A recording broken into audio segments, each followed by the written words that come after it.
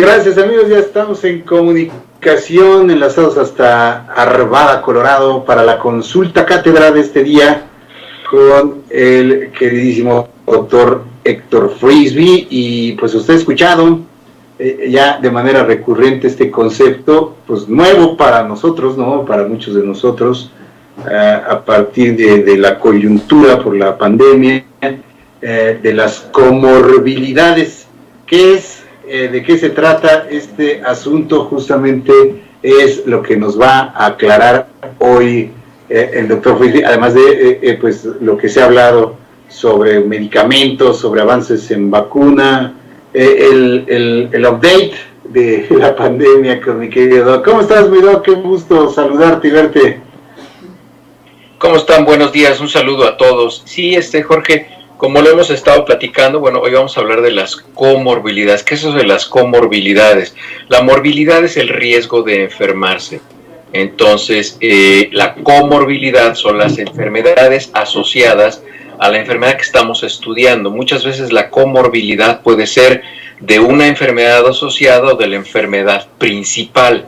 Es decir, en este caso, bueno, pues la enfermedad principal o a quien tenemos el foco es la infección por SARS-CoV-2, la COVID-19. Esa es la enfermedad alrededor de la cual vamos a analizar las comorbilidades. Y hemos observado que hay un grupo de enfermedades como diabetes, hipertensión, que son incluso factores más importantes que la edad. Al principio se pensó que era por grupos de edad y así se iba comportando. Sin embargo, hemos visto que esos grupos de edad y su riesgo son directamente proporcionales a qué tan sanos están esos grupos de riesgo.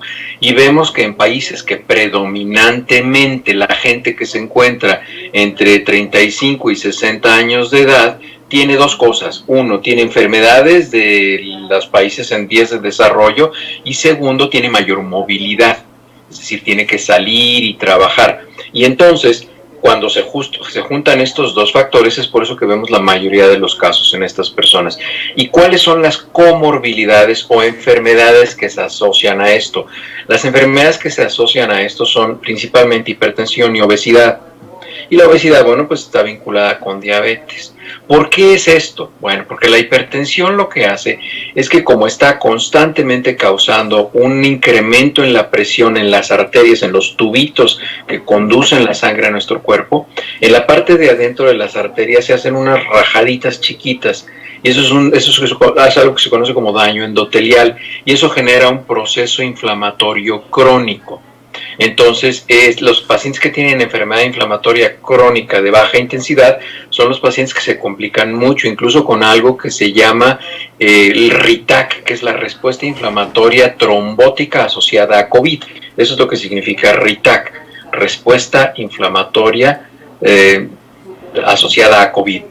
Trombótica asociada a COVID. Esos son los pacientes que hemos visto que describen que formaron coágulos y que les dieron embolias y que les dio una tromboembolia pulmonar y son estos pacientes que tienen enfermedad crónica inflamatoria.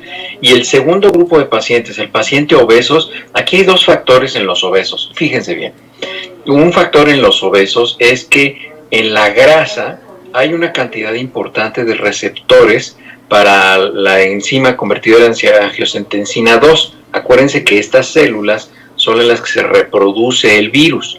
Entonces, si nosotros tenemos más grasa, tenemos más tejido graso, entonces le estamos ofreciendo al virus mucho mayor capacidad para meterse a más células y reproducirse de manera más acelerada. Es decir, le estamos dando la oportunidad al virus que se reproduzca más y que haya más virus. Y por lo tanto la respuesta esta que ya platicamos hace 2 o 3 semanas de la respuesta de la cascada de citoquinas va a ser mucho más agresiva y los pacientes se van a complicar más. Entonces por eso es que se habla que estas comorbilidades son fundamentales cuando una persona se infecta de COVID.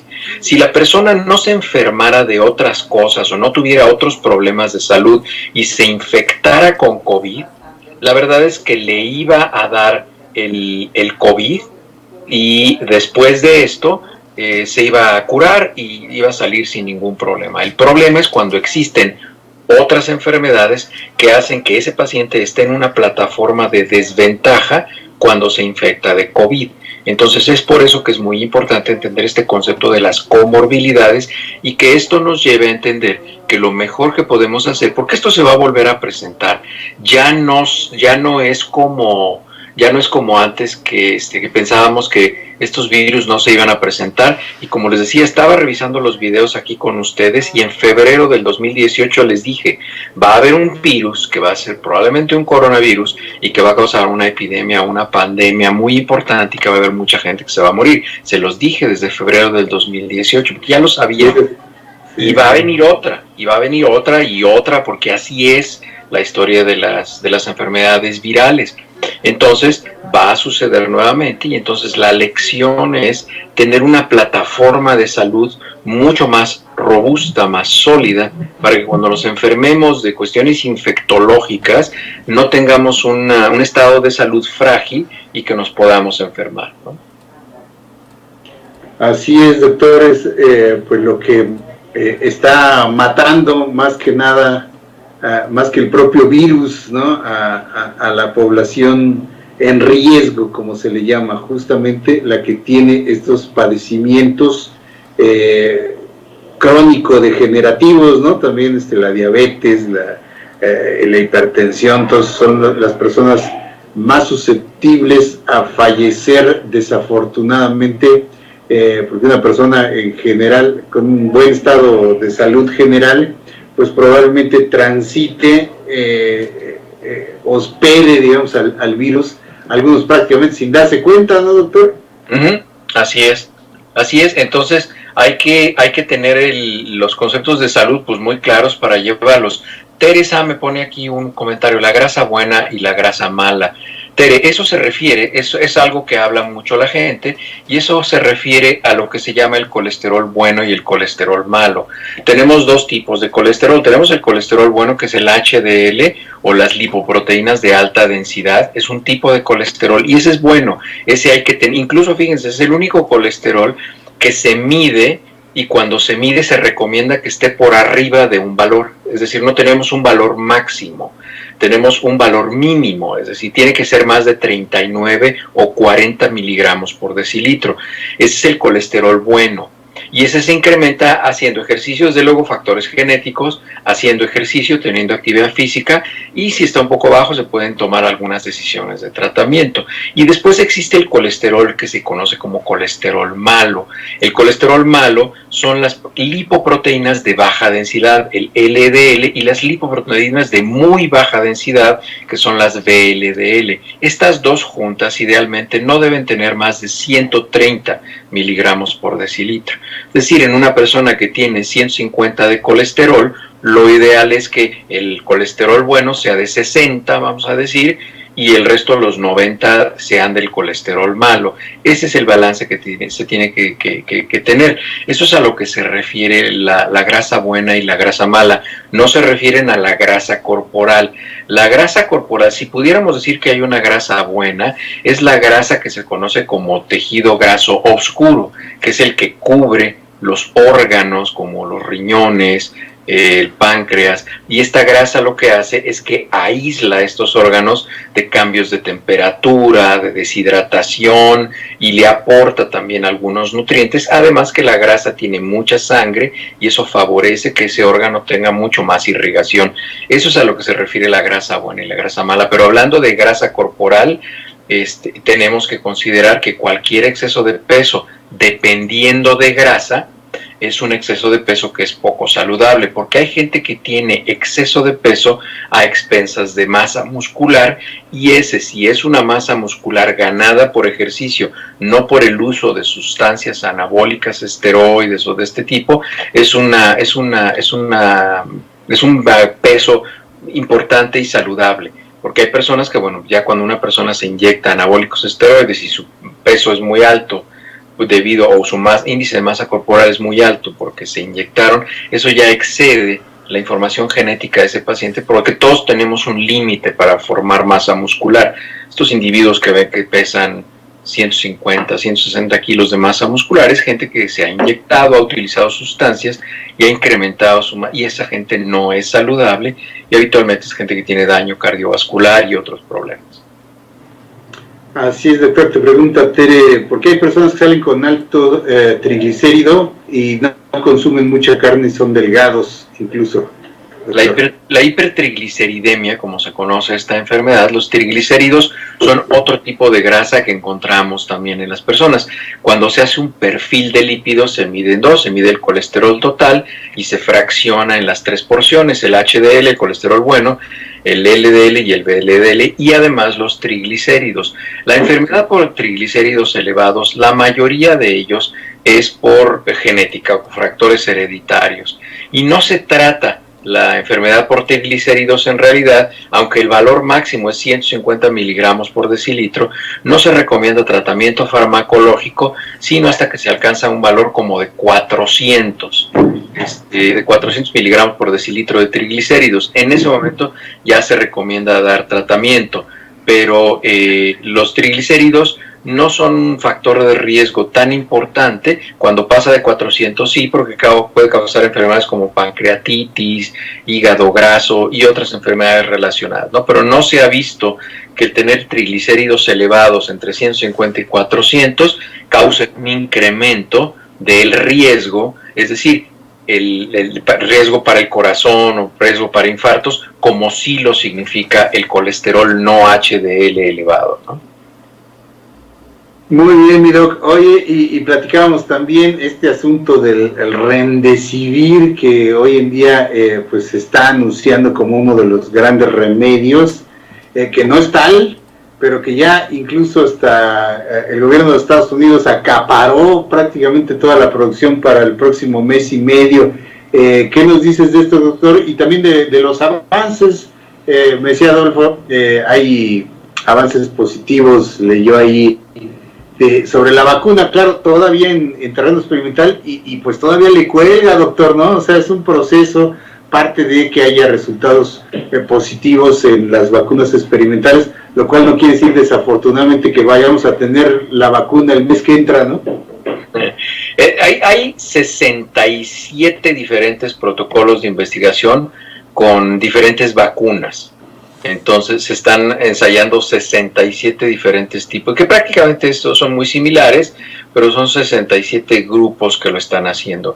Quien va a tener la vacuna más pronto es quien tenga más dinero, definitivamente, para fundamentar que se puedan hacer más pruebas y se pueda llegar a conclusiones, que se le pague a más científicos para que hagan el análisis de seguridad y de eficiencia de las vacunas.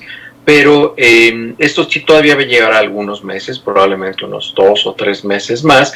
La investigación de las vacunas sí están avanzando, van a una velocidad muy acelerada, porque como les decía, hemos venido desde una vacuna como la de la polio, que se tardó casi 40 años, a esta que se va a tardar 1 año y medio o 2 probablemente, pues es un progreso bastante importante. En cuanto a los medicamentos que se han ensayado a lo largo del mundo, acuérdense que hemos platicado que hay medicamentos que inciden en diferentes momentos de la infección, desde cuando el virus entra al cuerpo, trata de meterse a la célula, ya adentro de la célula utiliza la maquinaria genética para que en vez de que se sigan produciendo células, se produzcan virus.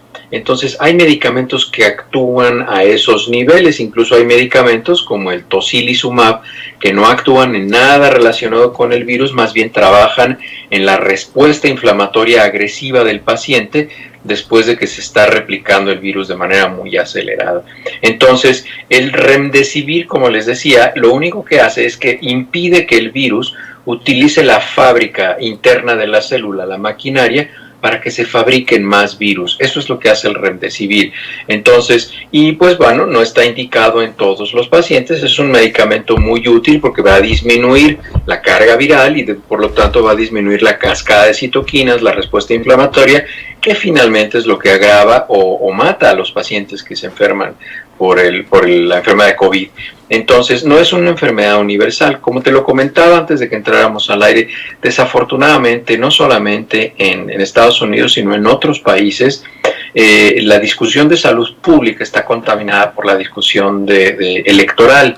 Y aquí en Estados Unidos, pues es una época electoral. Las elecciones son en noviembre, o sea, ya faltan prácticamente 4 meses para las elecciones. Entonces, nada más imagínense que en México faltaran 4 meses para elecciones importantes, ¿cómo se contaminaría cualquier discusión, hasta si el día está bonito, con las elecciones? Es un problema, y aquí en Estados Unidos está sucediendo eso. Entonces yo creo que esta estrategia de acaparar el medicamento aquí en Estados Unidos, siendo que ya el riesgo de infecciones es menor simplemente por toda la gente que ya se infectó, se sanó o murió.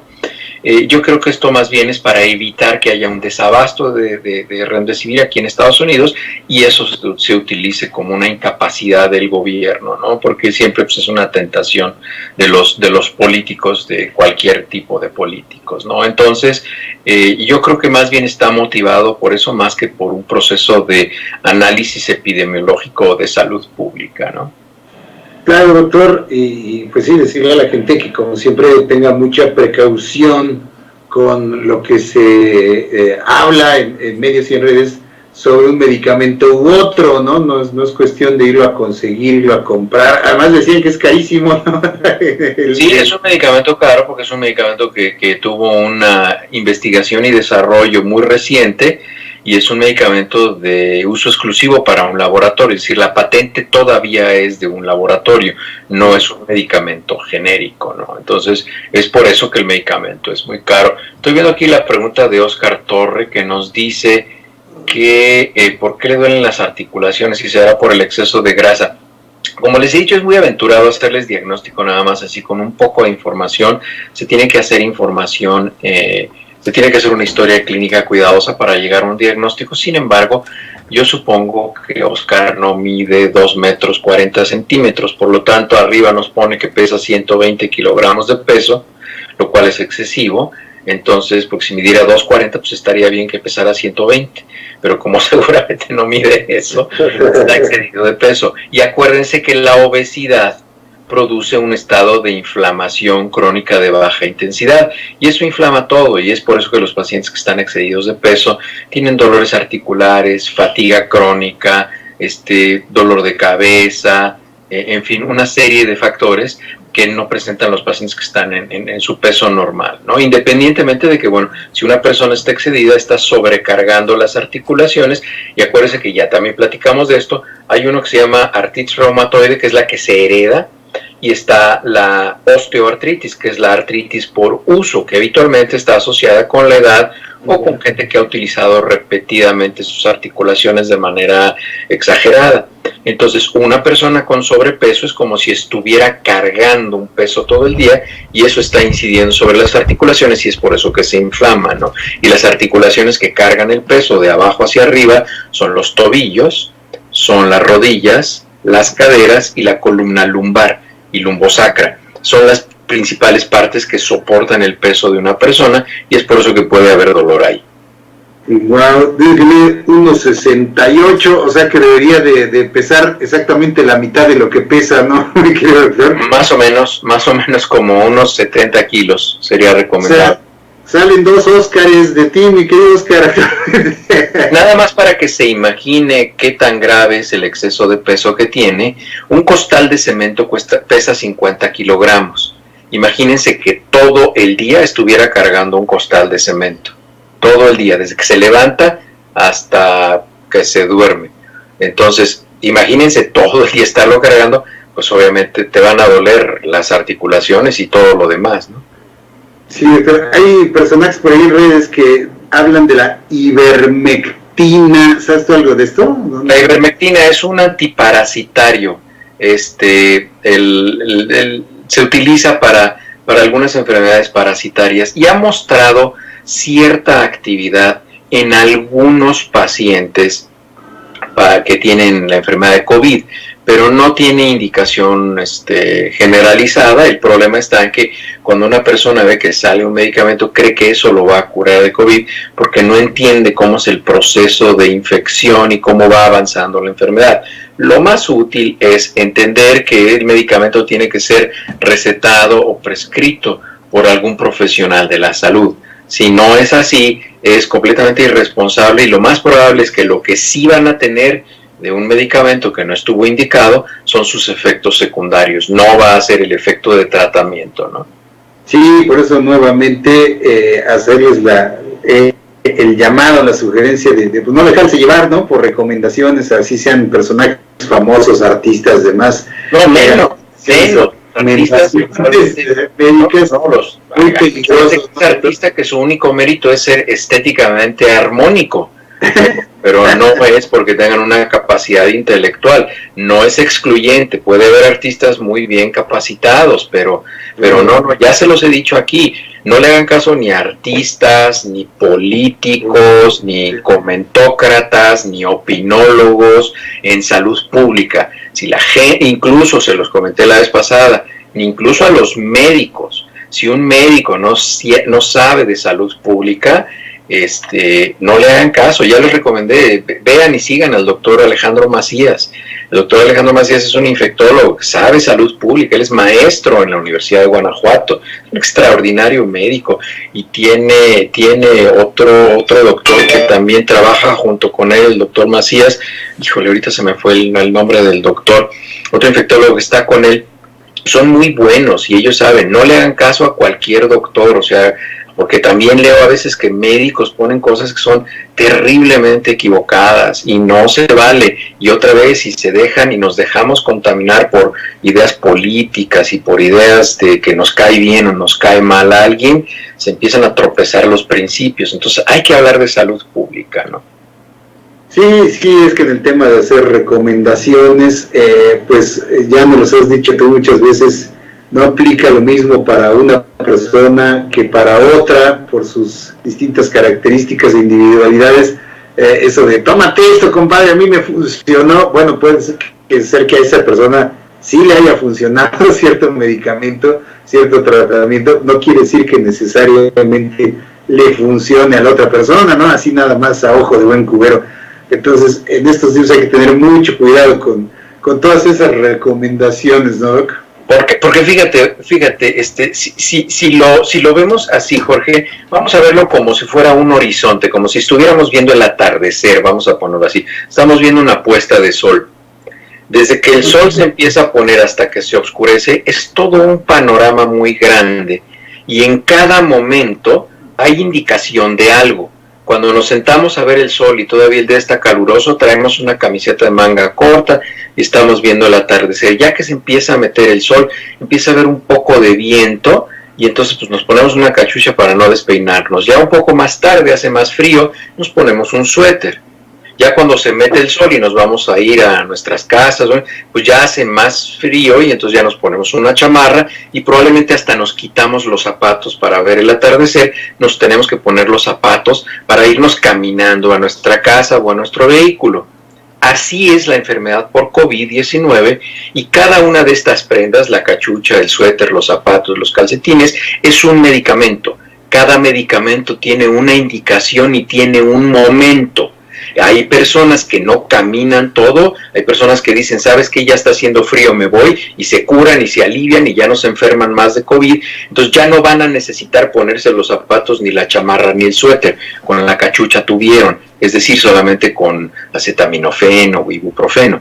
Entonces, así es la enfermedad por COVID, es todo un proceso muy largo en el cual es muy probable que la mayoría de las personas no vayan a necesitar la mayoría de los medicamentos. Entonces, tener acceso a todos los medicamentos nada más porque nos infectamos, eso es completamente inapropiado. Y es por eso que cuando sale cualquier persona que no tiene conocimiento diciendo que es que tiene que haber abasto suficiente de este medicamento, pero pues ¿para qué? O sea, ¿para qué necesitamos? Es que Estados Unidos va a comprar todo el remdesivir que hay en el mundo. ¿Para qué? Al rato lo van a estar donando a países.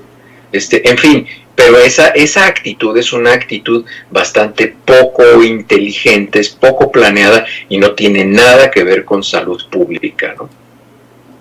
Así es, querido doctor, por eso hay que recurrir a los expertos y buscar información siempre de fuentes confiables para ir sorteando, desde luego, pues esta situación y todas las que se presenten en el tema de salud, como siempre nos has dicho, recurrir a los expertos, al médico, ¿no? A quien sabe, desde luego, en esta situación y en cualquier otra, ¿no? No hay que andar buscando remedios Aquí veo que